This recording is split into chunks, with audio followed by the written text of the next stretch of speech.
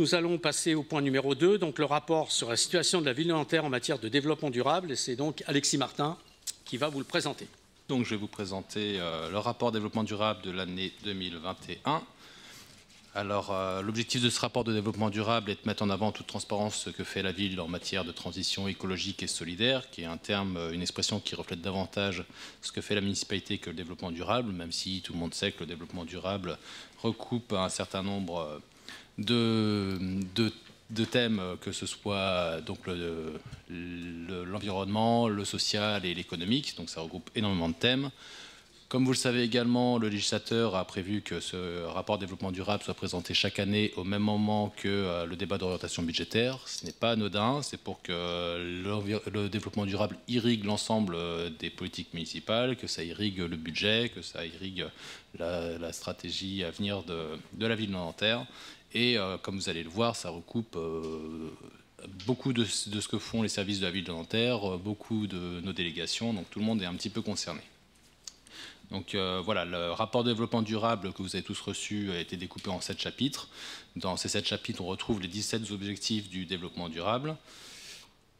Au niveau du contexte, vous voyez que l'engagement de la ville de Nanterre ne date pas d'hier. En 2007, notamment, on a été une des premières villes à faire un plan climat-énergie territorial, bien avant que ce soit une obligation légale. En 2009, le festival Ecozone a été lancé. Donc là, on va relancer cette année puisqu'il a été arrêté pendant 2 ans pour cause de Covid. Donc je peux même vous dire en avant-première que la thématique sera sur l'écologie et le féminisme. Voilà, donc je vous invite tous à l'Ecozone du 14 au 20 mai. En 2013, il y a eu la construction du groupe scolaire Abdelmalek Sayad, qui a été donc un groupe scolaire avec de forts engagements environnementaux, que ce soit sur la consommation d'énergie, que ce soit sur la production d'énergie. Donc il y a d'autres groupes scolaires qui ont suivi, comme Abdelmalek Sayad, comme ça déjà me le dire, comme Myriam Makeba et comme Lucie Aubrac par exemple. On est en zéro phyto depuis 2017, donc également bien avant l'obligation légale.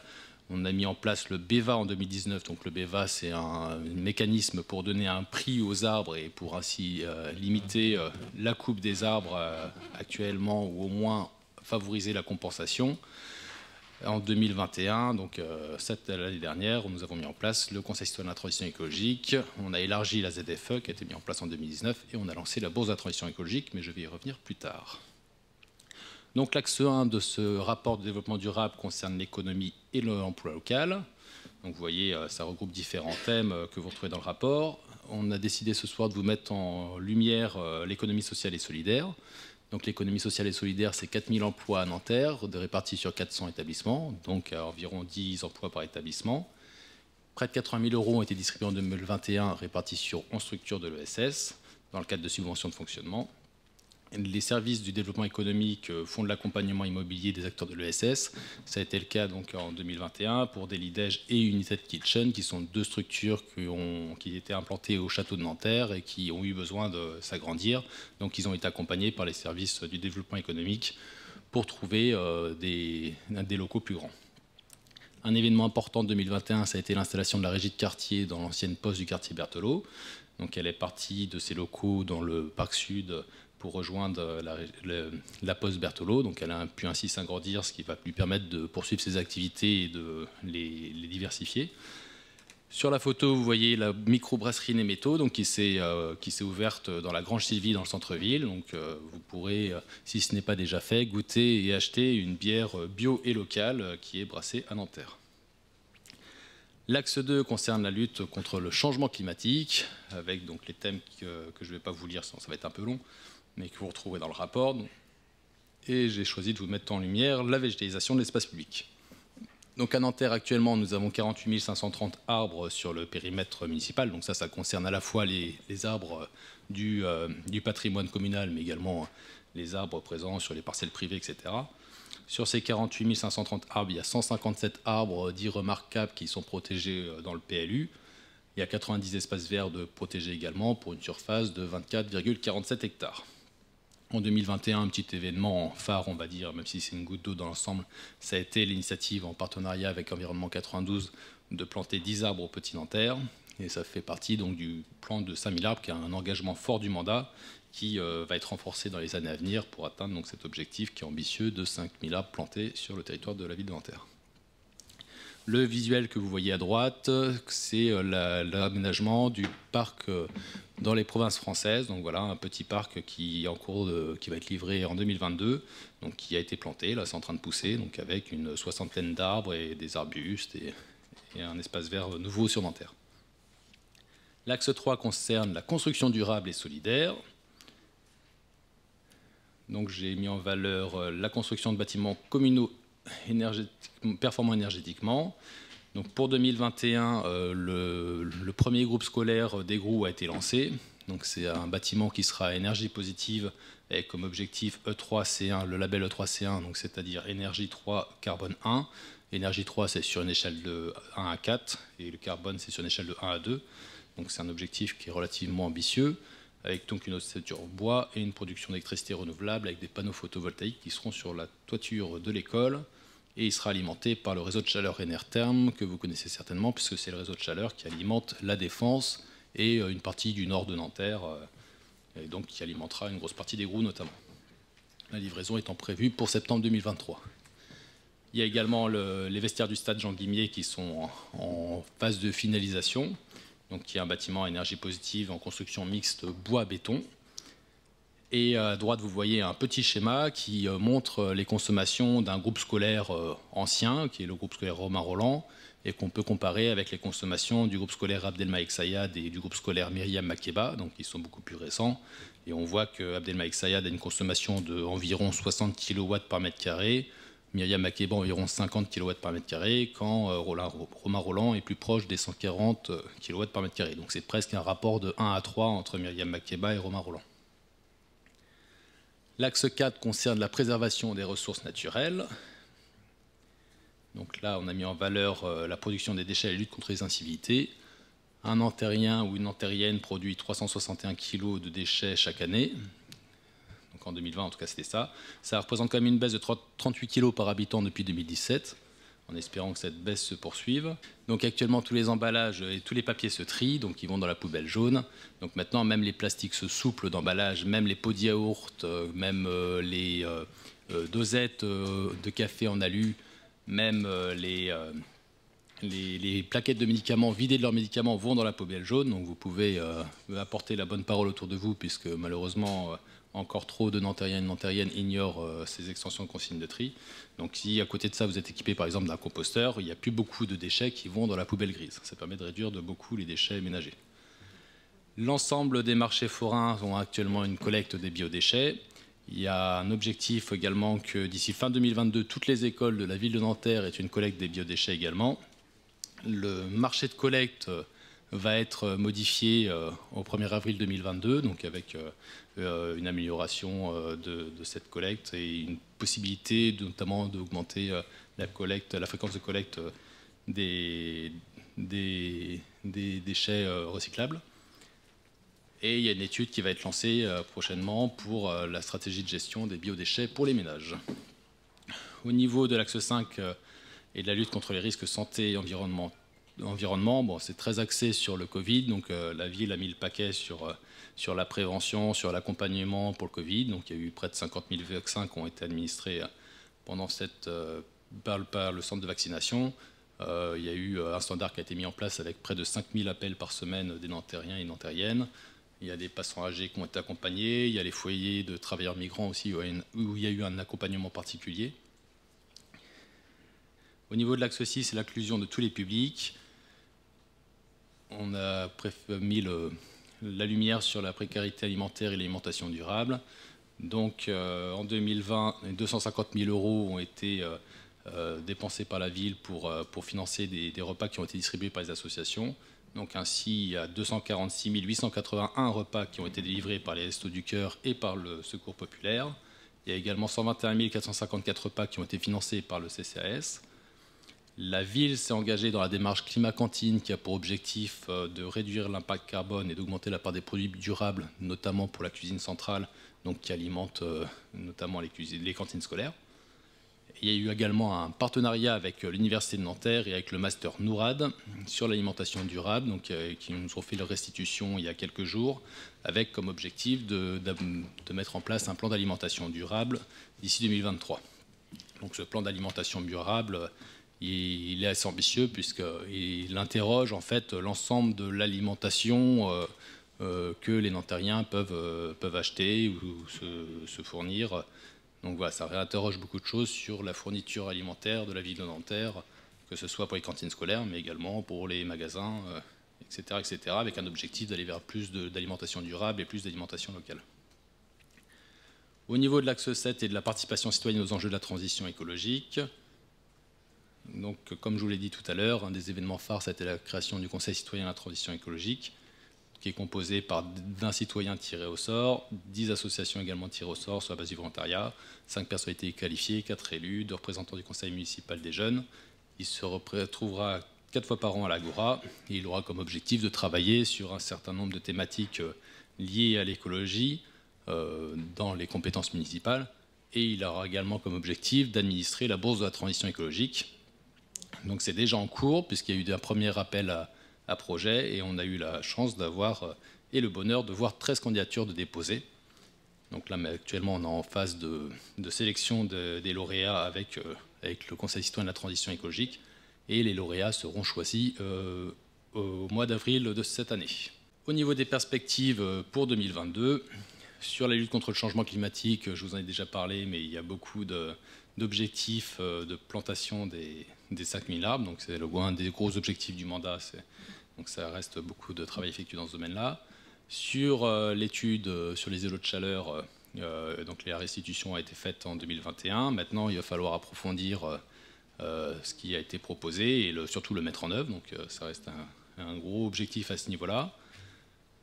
Il y a beaucoup de choses à faire sur la mobilité active, donc, notamment le vélo. Donc notamment le vote du plan vélo va être un axe fort à ce niveau-là. Donc ça sera l'occasion d'en parler tout à l'heure.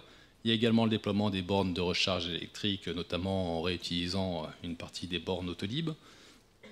Il y a la réhabilitation thermique de l'hôtel de ville, donc une étude va être lancée, sachant qu'actuellement c'est le bâtiment du patrimoine communal qui consomme le plus au niveau énergétique. Donc vu qu'on a déjà rénové par exemple le Palais des Sports qui avant était le bâtiment qui consommait le plus, maintenant c'est l'urgence suivante, c'est de réhabiliter l'hôtel de ville.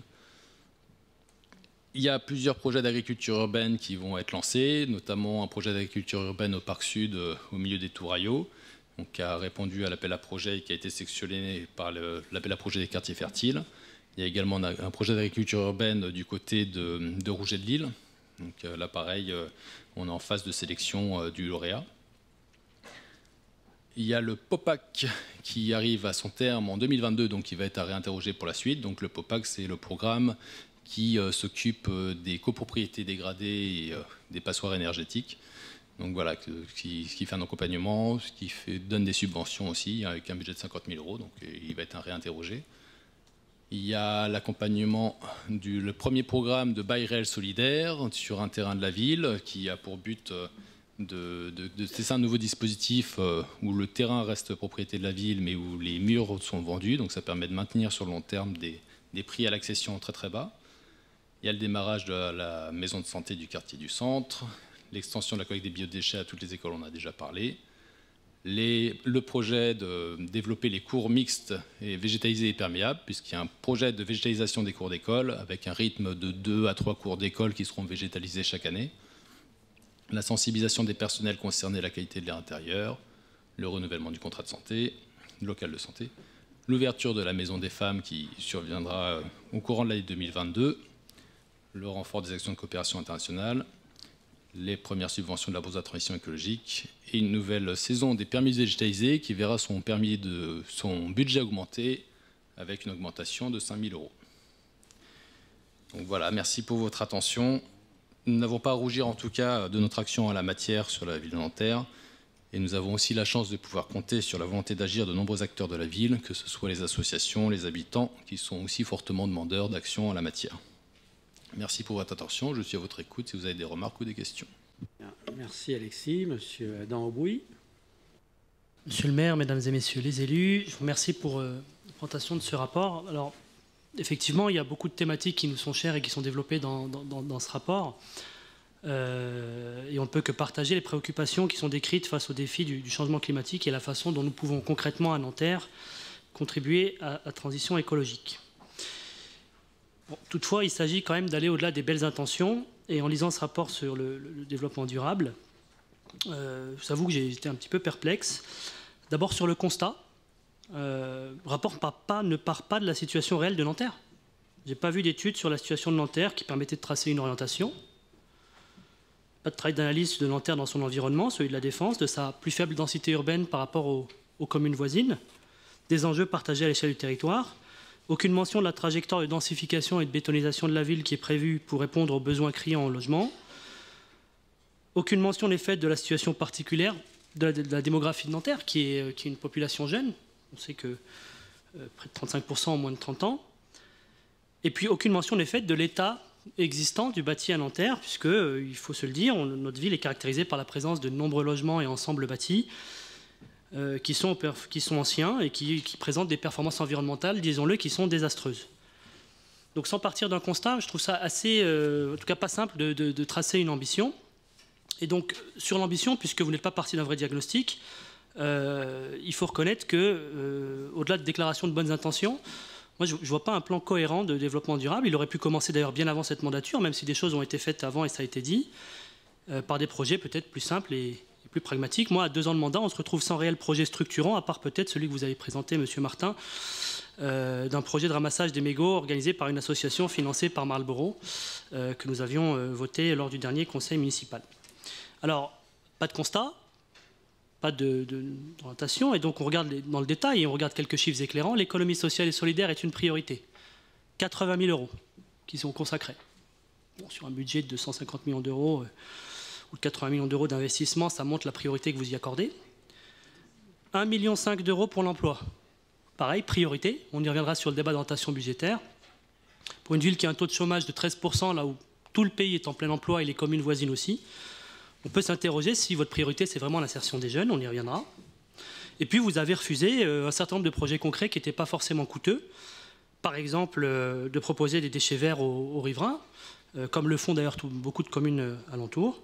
Et puis, vous ne parlez pas de sujets très structurants, comme par exemple le désamiantage de l'école d'architecture qui inquiète notamment les riverains du Parc Nord. Enfin et surtout, puisque nous sommes ici pour faire de la politique, vous ne dites pas comment vous comptez concilier solidarité et écologie à Nanterre. Regardons la vérité en face, puisque vous ne faites pas le constat, d'autres l'ont fait pour nous. Nanterre n'est pas une ville qui est particulièrement vertueuse par son empreinte écologique. Pour les tas de raisons qu'on a citées et pour d'autres. C'est une ville où transitent tous les jours près de 100 000 véhicules. C'est une ville qui est, ça a été dit, faite largement de bâtiments anciens, une ville qui continuera à se densifier, puisque vous allez continuer à construire. Et donc, à partir de cette réalité-là, moi je vous pose la question, comment est-ce que vous comptez imprimer une politique de développement durable à Nanterre dans la mandature? Comment est-ce que vous y arrivez sans pénaliser les Nantériens qui ont besoin de se déplacer avec des véhicules anciens? Comment vous arrivez à limiter les émissions de carbone et de microparticules? Comment vous arrivez à faire en sorte que plus de Nantériens arrivent à se saisir des enjeux concrets de la transition écologique? Quand par exemple de trop nombreux quartiers sont encore sales, puisque vous parlez de tri et que le tri des déchets est encore insuffisant. Bref, quelle orientation donnez-vous à la politique de développement durable à Nanterre? Je vous remercie. D'abord, un premier point. J'étais intervenue l'année dernière pour parler de ce rapport. Donc je m'y recolle et j'observe à nouveau que le plan de développement durable n'a d'autres perspectives que 2022. Je regrette toujours ça. L'objectif des Nations Unies nous invite à aller vers 2030. L'ADEME a conçu plein de scénarios pour atteindre, par exemple, la neutralité carbone. Et dans ce document, les seules perspectives, c'est 2022. Je sais que vous en avez plus sous le coude. Pourquoi ne pas nous les donner? L'année dernière, Servane, dont j'ai oublié le nom de famille, Servane Courteau, m'avait répondu que j'étais trop impatiente et que je le saurais au conseil suivant. Bon, on n'en avait pas parlé, donc là je me dis, ne me faites pas cette réponse. Mais voilà, pourquoi n'y a-t-il rien de la trempe des préconisations de l'ADEME dans ce document? qui au demeurant est hyper intéressant.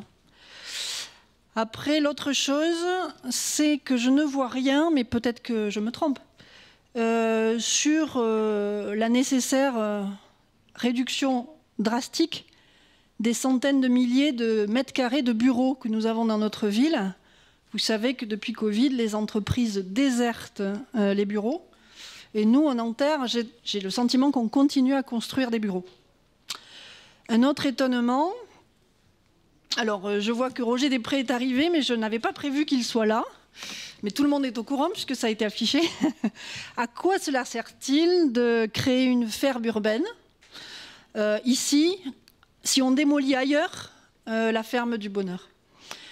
Elle est là depuis les années 80, elle fait ses preuves, et j'avais pas prévu qu'il soit là. C'est d'une sensibilisation, d'une éducation écologique, culturelle aussi. Le projet culturel de la ferme du Bonheur, c'est juste du bonheur. L'enjeu du respect de la terre, tout ça. Je ne comprends pas pourquoi on démolit d'un côté et on construit la même chose de l'autre. Enfin, on essaie de construire la même chose de l'autre. Pourquoi pas profiter de tout ce talent? D'autres choses, au sujet de l'emploi. Nulle part une trace de l'impact qu'aura, enfin de toute évidence, le projet de développement interrégional Paris-Rouen-Le Havre. Normalement, ça devrait redistribuer les cartes d'un point de vue économique, d'un point de vue écologique et d'un point de vue social. J'ai pas vu, mais peut-être que je me trompe. Rien non plus, en tout cas, j'ai pas trouvé sur la transformation inévitable des activités économiques, l'évolution des métiers, la création d'autres métiers liés à la transition écologique pour aller vers une sorte de transformation moins carbonée, plus résiliente. Pourquoi la Maison de l'Emploi ne s'emploierait-elle pas à centrer ses priorités sur ces nouveaux métiers? Comme l'année dernière, mais peut-être qu'ils le font, hein, je ne le sais pas. Et comme l'année dernière, voilà, comme pour 2022, les perspectives 2022, je regrette de ne pas voir dans un ensemble d'indicateurs cohérents, comme a dit M. Houboui, bâtis dans l'intention d'évaluer les efforts qu'on a réalisés. Il est probable qu'on a fait plein de choses entre 2021 et 2022. Pourquoi ne pas montrer ces indicateurs-là et comme ça, savoir quelles sont les voies pertinentes à poursuivre, là où on peut s'améliorer, remettre en cause certains objectifs, c'est le principe de l'indicateur. Je l'avais dit l'année dernière, et je regrette encore parce que c'est un outil, l'indicateur, qui nous sert au débat démocratique d'une année sur l'autre. Et puis je termine par mon dada, qui est la culture et la transition écologique. Comme l'année dernière, j'aurais aimé trouver un chapitre de fortes propositions concernant l'apport de la culture, aussi des sciences bien sûr, de l'histoire, dans la nécessaire prise de conscience de l'urgence écologique. Diffuser les savoirs, partager, s'émerveiller, ce que fait très bien la ferme du Bonheur du reste, créer autour de ce thème-là. C'est dommage, j'espère que l'année prochaine on aura encore plus de choses. Merci en tout cas pour ce travail. Le rapport fait déjà 60 pages, donc on aurait pu faire un état des lieux exhaustif de tout ce qui concerne la ville de Nanterre au niveau démographique, au niveau social, au niveau comme tout ce qu'on veut. Il aurait fait dans ce cas-là 2000 pages. Je ne suis pas sûr que l'ensemble des élus auraient pu prendre connaissance dans ce cas-là de ce rapport. Enfin, je ne pense pas que ce soit tout à fait l'objectif du rapport, quoi. C'est quand même de montrer assez simplement et clairement ce que fait la ville de Nanterre dans le cadre de ses compétences, dans les domaines du développement durable. Au niveau de l'emploi, c'est quand même pas vraiment une compétence municipale. Donc déjà, la ville y consacre 1,5 million d'euros, ce qui est déjà beaucoup. Alors, on peut toujours comparer la situation de Nanterre avec celle des villes alentours, mais je ne suis pas sûr que ce soit tout à fait comparable. Ce n'est pas la même sociologie entre les habitants de la ville de Nanterre et celle des villes alentours. Donc oui, on pourrait faire comme les villes alentours qui, en gros, ont réduit leur pourcentage de logements sociaux et se sont assurés d'année en année de garder la population la plus riche et de demander à la population la moins riche d'aller voir ailleurs s'ils trouvaient des logements. Effectivement, ça ferait baisser le taux de chômage, mais ce n'est pas le choix de la ville de Nanterre. Alors, ce n'est pas le choix le plus simple pour faire baisser le taux de chômage, mais nous, on estime que chacun et chacune a sa place dans la ville de Nanterre et qu'effectivement, on les accompagne pour les trouver un emploi. C'est d'ailleurs surtout une compétence nationale et de l'État. Donc je vous invite à vous retourner vers l'État si vous estimez qu'il ne le fait pas assez dans ce domaine-là. Mais voilà, aussi bien au niveau de la maison de l'emploi et de la formation qu'au niveau, par exemple, la régie de quartier qui fait l'insertion, d'ailleurs qui fait aussi qui a des emplois d'insertion dans des domaines qui sont proches de la transition écologique. Donc il y a quand même un accompagnement auprès de ce type d'emploi-là par la régie de quartier. Enfin, il y a déjà beaucoup qui est fait par la ville de Nanterre. Au niveau de la circulation automobile, bon, bah, c'est surtout des axes importants de la ville qui dépendent plutôt du département, de la région et de l'État qui sont responsables de l'afflux de véhicules. Moi, je suis personnellement d'accord pour couper les autoroutes qui traversent Nanterre, mais je ne suis pas sûr que ça plaise à tout le monde. En tout cas, nous, au niveau des compétences municipales, bon, c'est un petit clin d'œil, hein, on ne va pas le faire demain, je vous rassure. Mais en tout cas, nous, on s'efforce à limiter à développer les alternatives à la voiture. Donc, je vous ai parlé notamment du vélo qu'on essayait de développer sur Nanterre, mais aussi la marche et les autres moyens de mobilité active.